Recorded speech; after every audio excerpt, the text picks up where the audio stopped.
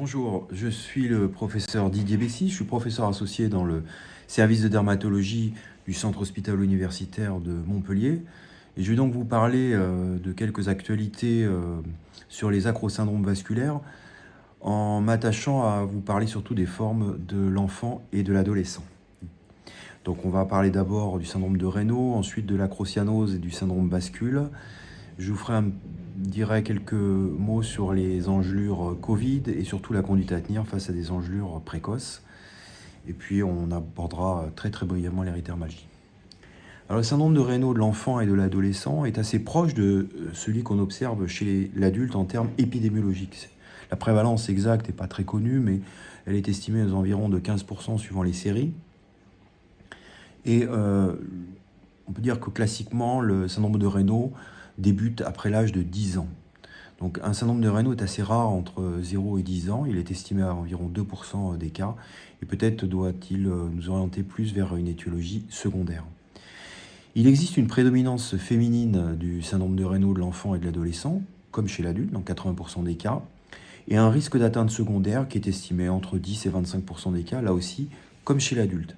Alors ce risque concerne surtout la sclérodermie systémique, mais également les connectivites mixtes et la sclérodermatomyosite.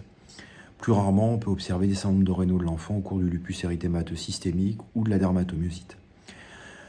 Le délai moyen d'apparition de la connectivite, une fois le début du syndrome de Raynaud observé, est de généralement 2 ans et demi, exactement comme on peut l'observer chez l'adulte au cours du Raynaud secondaire. Alors vous avez ici une photographie sur votre gauche d'un syndrome de Raynaud dans sa phase syncopale associée à des engelures. C'était au cours d'engelures Covid. Et sur la photo de droite, un syndrome de Raynaud avec un trouble de la recoloration cutanée associé à des engelures à minima, et ce dans le cadre d'un contexte de maigreur. Un autre cas avec cette fois-ci un syndrome de Raynaud qui est peu visible sur les photos mais qui est associé à une sclérodactylie chez une jeune adolescente au cours d'une sclérodermie systémique. Alors le syndrome de Raynaud de l'enfant et de l'adolescent, il faut d'abord s'enquérir de la prise médicamenteuse de méthylphénidate, comme on peut le voir en certains troubles de l'attention, lors de la prise médicamenteuse dans le cas de troubles de l'attention. Réaliser un examen clinique, bien sûr, évaluer le poids pour rechercher une anorexie, rechercher une sclérose cutanée, rechercher des signes de dermatomyosite, en particulier sur le dos des mains avec le signe de Gautron. Au niveau capillaroscopique, la sensibilité à spécificité pour la recherche d'un syndrome de Raynaud secondaire est excellente, puisqu'elle est environ de 80% des cas, et les deux principaux signes sont les mégacapillaires et une architecture vasculaire irrégulière ou raréfiée, en sachant que lorsqu'on a l'habitude, faire une dermoscopie en routine est déjà un très bon préalable. Avant la capillaroscopie, on peut déjà bien observer lorsqu'on a l'habitude les ectasies capillaires. Le dosage des anticorps antinucléaires totaux et le typage des anticorps antinucléaires solubles doit être effectué, avec la recherche en particulier d'anticorps anti-topoisomérase, centromère, UNRNP et PM-SCL. À l'heure actuelle, il existe un consensus pour dire qu'il n'y a pas d'indication à effectuer un dépistage des anticorps antiphospholipides au cours du syndrome de Raynaud de l'enfant et de l'adolescent, et la réalisation de radiographie du poumon et des poumons ou des mains en première intention peut être envisagée comme un bilan à minima de sclérodermie systémique. C'est également discutable parce que si réellement on a une suspicion de sclérodermie systémique, à mon sens, il vaut mieux réaliser une TDM thoracique. Le traitement du syndrome de Raynaud de l'adolescent et de l'enfant est identique à l'adulte, c'est essentiellement une protection du froid, et en seconde intention, les inhibiteurs calciques ou éventuellement, dans les rares formes sévères, l'hylométine. On va parler de l'acrocyanose et du syndrome bascule. Alors, je les ai mis en parallèle parce qu'ils ont une certaine proximité sémiologique, mais quand même quelques différences notables. L'acrocyanose de l'enfant et de l'adolescent, par définition, c'est une coloration rouge violine qui touche les mains, qui peut remonter jusqu'au niveau des poignets, qui souvent s'associe à un livédo un petit peu réticulé en regard du dos des mains et d'un renforcement de la coloration violine en regard du dos des articulations. Alors la forme essentielle touche classiquement l'adolescente, longiligne, parfois maigre ou anorexique, avec des extrémités froides et une hypersudation palmaire. Si l'examen clinique à ce stade est normal, en général, il n'existe aucune indication à effectuer des investigations complémentaires et en particulier biologiques. Les formes secondaires, et en particulier les formes secondaires d'acrocyanose au cours des hémopathies, sont plutôt l'apanage des adultes, plus ou moins âgés. Et le traitement de l'acrocyanose, ce sont des mesures essentiellement de protection du froid. Donc là, à droite, vous avez une photo d'acrocyanose assez typique au cours d'une anorexie mentale avec des longs doigts chez une jeune fille. L'acrocyanose du nouveau-né, je fais juste une parenthèse, elle est très souvent physiologique, elle s'associe très souvent également avec un livédo réticulé et tout a tendance à régresser généralement au cours des premiers mois de vie. Voilà d'autres exemples d'acrocyanose chez un nouveau-né. Le syndrome bascule, qui est mis en parallèle à l'acrocyanose, le syndrome bascule, c'est une dermatose vasomotrice qui est acquise, qui est bénigne, qui est chronique, qui se caractérise par le développement successif, en général d'une éruption, pour facilement le retenir, on l'a qualifié de bleu, blanc, rouge, donc une acrocyanose de déclivité qui très rapidement se parsème de macules anémiques, et au centre de ces macules anémiques apparaît une éruption qu'on qualifie de pseudo-urticarienne, c'est-à-dire des macules ou des papules de coloration rouge-orangé qui vont progressivement s'étaler en taches d'huile.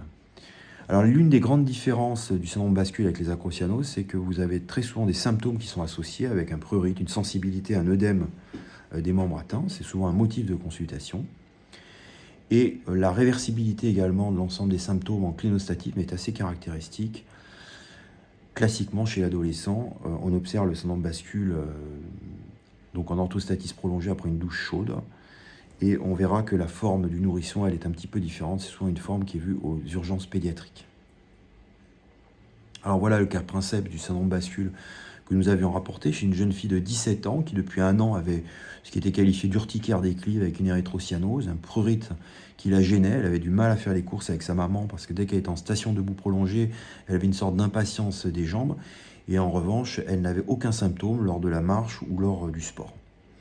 Et on voit donc cette éruption qui était clairement visible aux membres inférieurs lorsqu'elle était debout après quelques minutes, qui était à la fois une éruption acrocyanotique diffuse qui remontait jusqu'à la racine des cuisses, mais qui est également parsemée, vous voyez, de taches à la fois blanches et centrées par une éruption de type pseudo-urticarienne. Et en position allongée après 5 minutes, pratiquement tout disparaît. Alors vous avez d'autres exemples de syndrome bascule. Vous voyez à gauche une érythrocyanose avec quelques macules pseudo-urticariennes au rouge-orangé au niveau de la cuisse droite. Et la même chose au niveau des membres inférieurs chez une jeune fille de 16 ans avec des placards presque géographiques situés au niveau du creux poplité et de la face postérieure de la cuisse droite. Voilà un autre exemple au cours d'une neurofibromatose de type 1, une observation qui est assez fréquente, sans qu'il puisse être affirmé que le syndrome bascule soit plus fréquent au cours de la neurofibromatose de type 1. Et puis on peut avoir cette atteinte très caractéristique également au niveau des mains.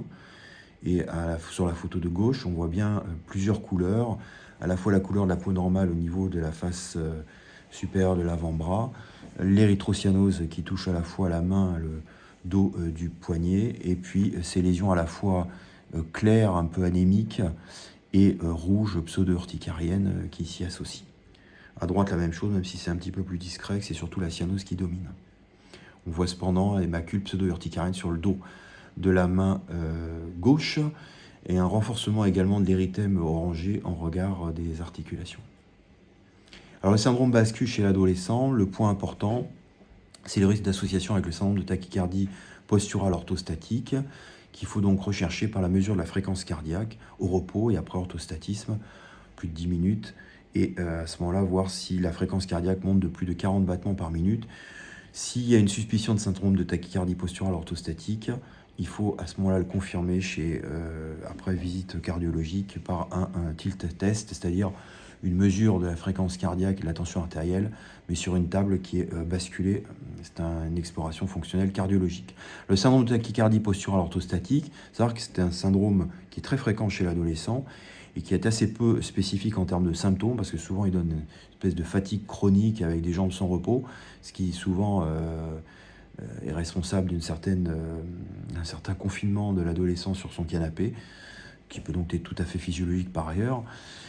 Parfois, il peut s'associer à des troubles anxio-dépressifs, à des sensations de malaise vagal, et on a parfois des cas d'hypotension orthostatique, voire même de risque syncopal qui sont associés. Ce qu'on peut dire actuellement sur une série d'une vingtaine de patients qu'on a suivis, adolescents, qui étaient aux alentours qui étaient tous âgés à peu près de 15-16 ans, c'est qu'il n'y a pas de risque thrombophilique connu. Les bilans d'hémostase sont tous normaux, et donc je pense qu'on peut actuellement arrêter de faire des explorations sur des risques thrombophiliques, pas plus qu'il y a de risques cardiaques ou cardiovasculaires des gros ou moyens vaisseaux. Le traitement, c'est une contention. En général, on met des contentions sous forme de chaussettes de force 2 au niveau des membres inférieurs, parfois associés à des antihistaminiques qui, à mon sens, ont assez peu d'intérêt, mais il y a quelques publications qui disaient que lorsqu'on donnait des antihistaminiques, on diminue un peu les sensations de prurite ou de lourdeur. Bon, on peut les donner plus ou moins à forte dose, c'est-à-dire 1 à 3 à 4 fois la dose recommandée, comme on ferait pour l'urticaire.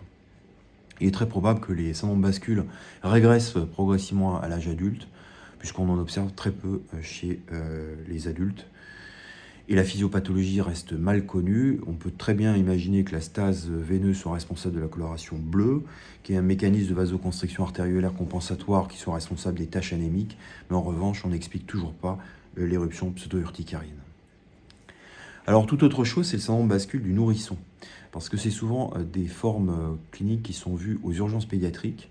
Vous avez ici un exemple, par exemple, d'un nourrisson de 2 à 3 mois, qui a été vu aux urgences pour une suspicion d'ischémie du membre, alors qu'il était porté manuellement sous les aisselles ou les cuisses, et que dans les minutes qui suivaient ce port, apparaissait un œdème du membre concerné, qui était un œdème cyanotique, douloureux, associé à des cris, des pleurs, une agitation, et une régression rapide si il existait un arrêt de la compression manuelle. Voilà un exemple type de syndrome bascule qui a été reproduit lors de la consultation. Donc on porte manuellement sous une fesse le nourrisson, et le membre atteint très rapidement devient œdémacié, cyanotique, avec l'apparition de macules rouge-orangées. Vous avez également un autre exemple de reproduction d'un syndrome bascule au cours d'une consultation, avec une érythrocyanose qui est généralement assez sensible, lorsqu'on porte l'enfant sous les fesses ou sous les aisselles. Et un autre exemple chez un enfant qui avait un syndrome bascule lorsqu'il était mis en position assise, en bascule en avant, ce qui équivalait en fait à une forme de compression au niveau des membres inférieurs. Vous voyez que le diagnostic différentiel, il est assez évident entre la crocyanose physiologique du nouveau-né, où vous avez une coloration érythrocyanotique qui est permanente, qui est non douloureuse, et le syndrome bascule du nourrisson, où vous avez en général une évolution par crise, très souvent un caractère asymétrique, puisqu'il est déclenché par le port manuel. L'œdème aussi, qui est assez classique, surtout au niveau des extrémités plantaires, et l'éruption pseudo-urticarienne.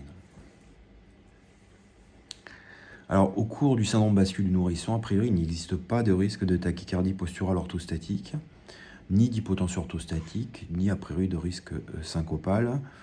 Il est logique quand même de mesurer la fréquence cardiaque lorsque le nourrisson est allongé et lorsqu'on le met en position assise. Pareil pour la tension artérielle, mais en règle générale, on n'observe pas ni de variation de la fréquence cardiaque, ni de la variation tensionnelle. Est-ce qu'il faut faire un ECG, une échographie cardiaque?